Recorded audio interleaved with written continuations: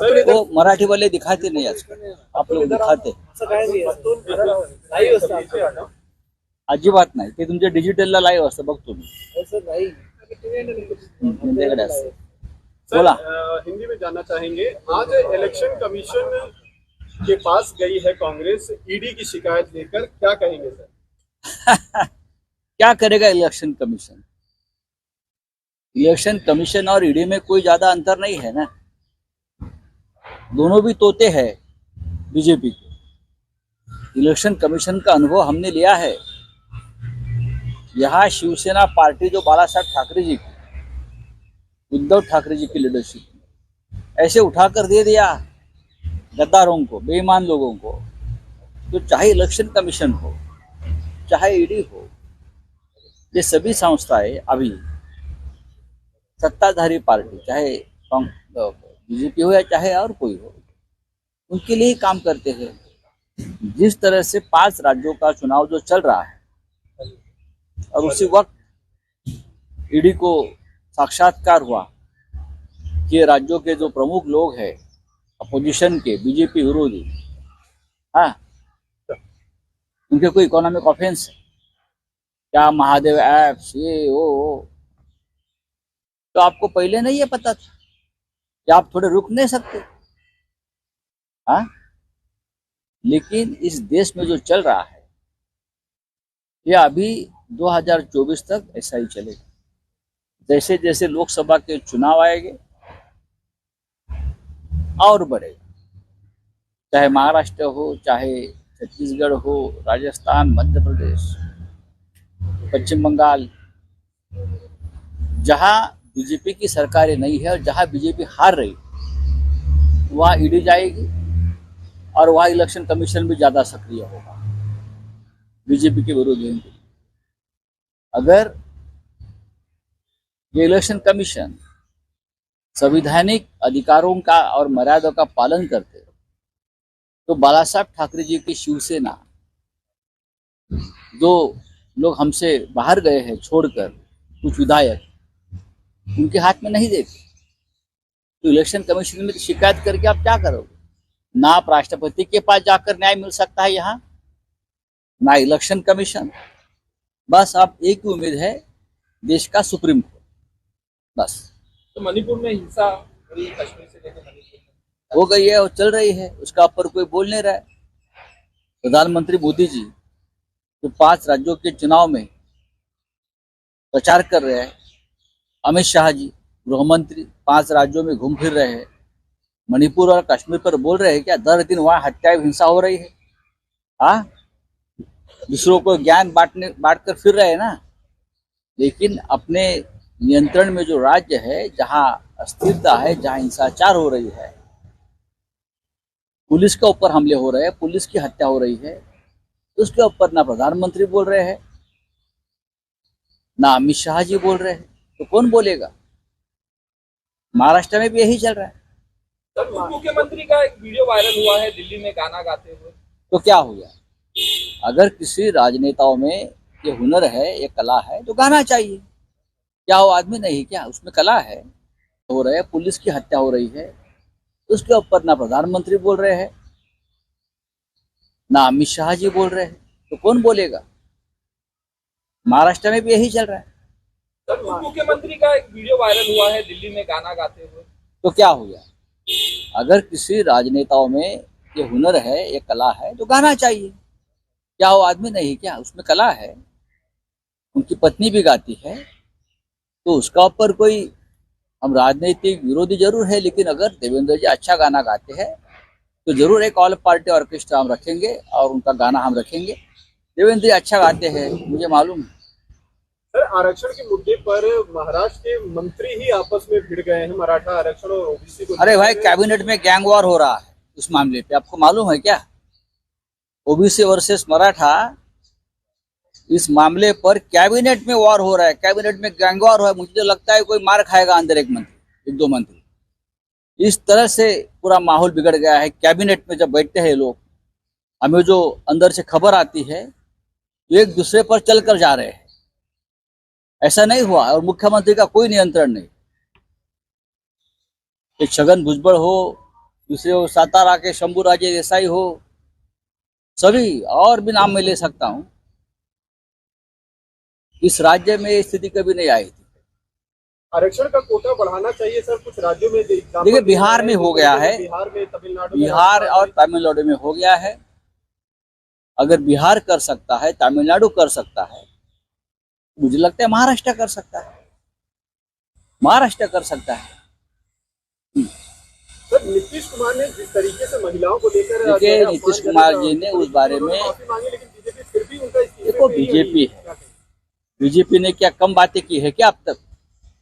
BJP ने तो दर दिन देश की माफी मांगनी चाहिए, ऐसे वक्तव्य उनके। एक नेता ने, एक मुख्यमंत्री ने अगर देश से माफी मांगी है, महिलाओं की माफी मांगी है, मुझे लगता है वो मामला खत्म हो गया। सर यहाँ पे जो है अपनी पार्लियामेंट की पैनल ने जो है वो महिला मुद्रा को जो है निकालने की बात की है, और क्योंकि जिस तरीके से उनके ऊपर एलिगेशन लगाए गए हैं, उसके साथ साथ दुबई में भी कई बार उनका आना जाना रहा है, ये सारी चीजें भी सामने आई है और मैंने अब तक देखा नहीं है ना पढ़ा है। जब मैं पढ़ूंगा तो बात करूंगा।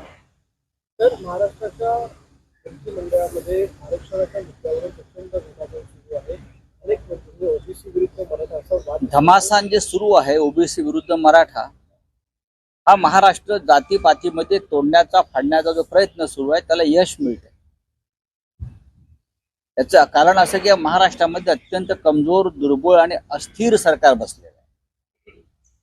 मुख्यमंत्र्यांना कोणी जुमानत नाही, मुख्यमंत्री लादलेले आहेत दिल्लीने, भाजपवाले त्यांना जुमानत नाही। माझ्या माहितीप्रमाणे सध्या जे काय युद्ध सुरू आहे ओबीसी विरुद्ध मराठा, कॅबिनेटमध्ये गँगवॉर सारखी परिस्थिती आहे, टोळी युद्ध आहे कॅबिनेटमध्ये या विषयावर। एखाद्या मंत्र्याच्या अंगावर दुसरा मंत्री धावून जाण्यापर्यंत परिस्थिती निर्माण झालेली आहे। या राज्यामध्ये असं चित्र कधीच नव्हतं।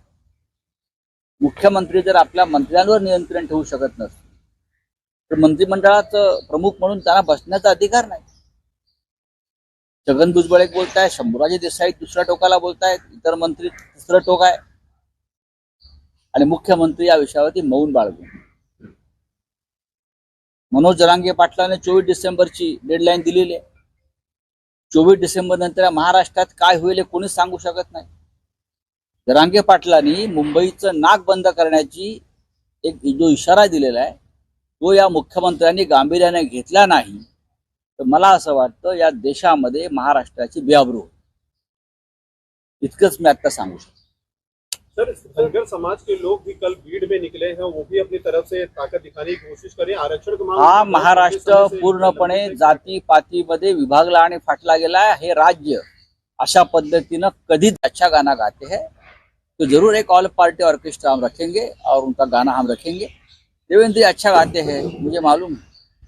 सर आरक्षण के मुद्दे पर महाराष्ट्र के मंत्री ही आपस में भिड़ गए हैं, मराठा आरक्षण और ओबीसी को। अरे भाई कैबिनेट में गैंग वॉर हो रहा है इस मामले पे, आपको मालूम है क्या? ओबीसी वर्सेस मराठा, इस मामले पर कैबिनेट में वॉर हो रहा है, कैबिनेट में गैंग वॉर हो रहा है। मुझे तो लगता है कोई मार खाएगा अंदर एक मंत्री, एक दो मंत्री।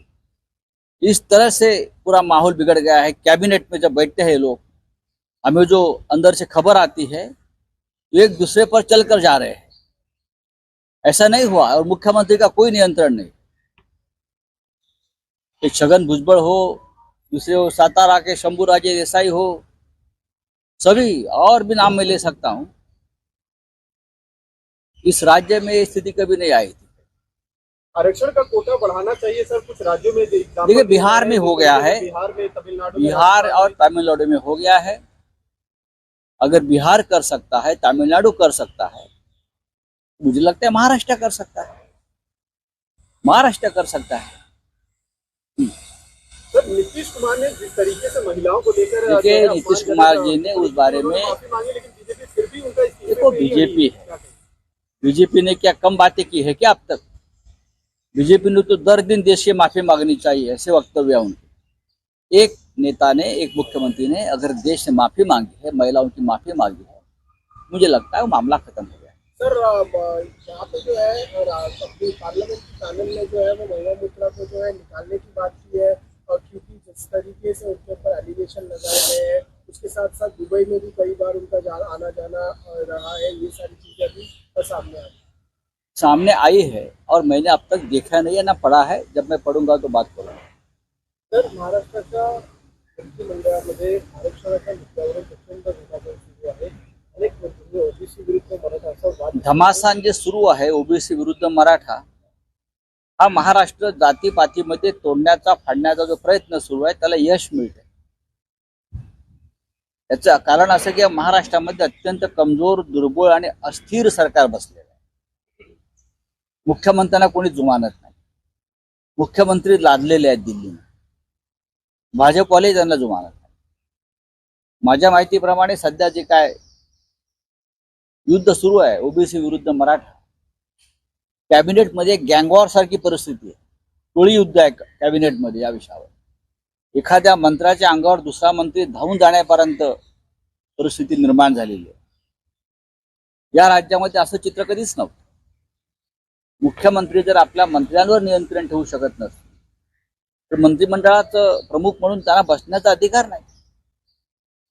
छगन भुजबळ एक बोलताय, शंभूराजे देसाई दुसऱ्या टोकाला बोलतायत, इतर मंत्री तिसरं टोक आहे आणि मुख्यमंत्री या विषयावरती मौन बाळगून. मनोज जरांगे पाटलाने 24 डिसेंबरची डेडलाईन दिलेली आहे.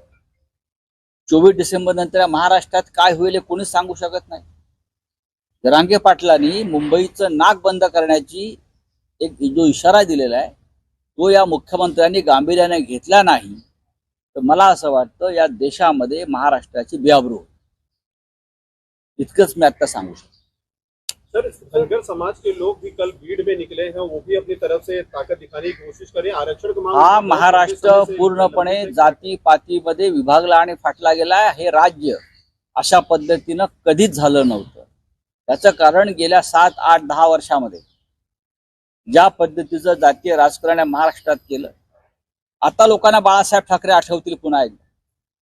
बाळासाहेब ठाकरेंची जी भूमिका होती ती सर्व मराठी माणसामधले जातीभेद गाडून आपण एकत्र असायला पाहिजे म्हणून शिवसेना स्थापन झाली. आज दुर्दैवाने ते चित्र नाहीये, नष्ट झाले. छगन भुजबळांनी असा आरोप केला की मंत्रिमंडळात आहे की खोटी प्रमाणपत्र बनवली जातात ओबीसी असल्याची, कुठली असल्याची आणि गावागावांमध्ये हे सुरू आहे. आता तुम्ही गंभीर आरोप केला. काय वाटतं आपल्याकडे काय? ना माझ्याकडे काहीच माहित नाही. छगन भुजबळ मंत्री आहेत. ओबीसी समाजाला ते नेहमी मार्गदर्शन करत असतात. त्या समाजाचे ते नेते आहेत. त्यांच्याकडे माहिती असेल तर त्यांनी पोलिसांकडे द्यावी, मुख्यमंत्र्यांकडे द्यावी, समोर ठेवावी. हवेत गोळीबार करून का उपयोग. काँग्रेस ईडीकडे गेलेला आहे इलेक्शन कमिशनच्या विरोधात. काय वाटतं त्यांना काही कारवाई होईल? इलेक्शन कमिशन काय कारवाई करणार. इलेक्शन कमिशन हे सीबीआय आणि ईडी प्रमाणे भारतीय जनता पक्षाचा पिंजऱ्यातला पोपटच आहे.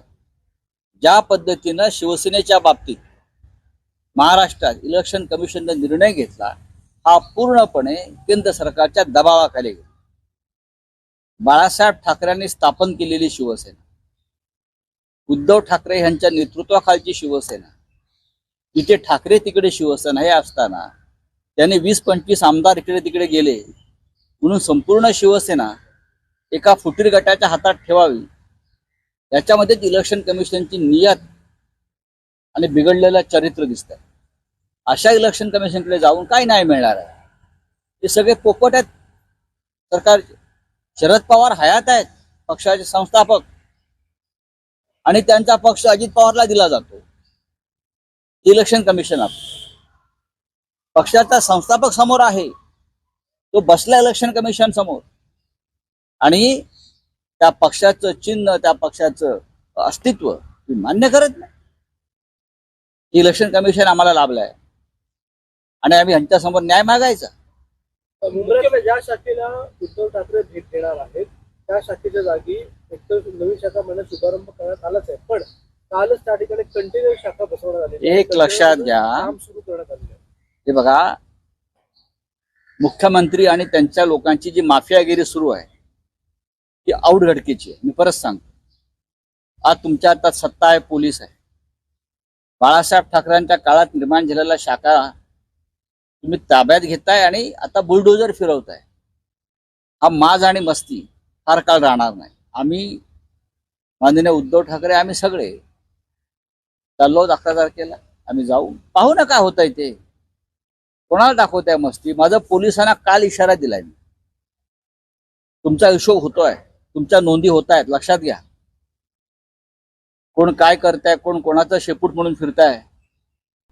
आमच्या बातम्या पाहण्यासाठी आणि अपडेट राहण्यासाठी आमचं चॅनल DNA मराठीला लाईक करा आणि सबस्क्राईब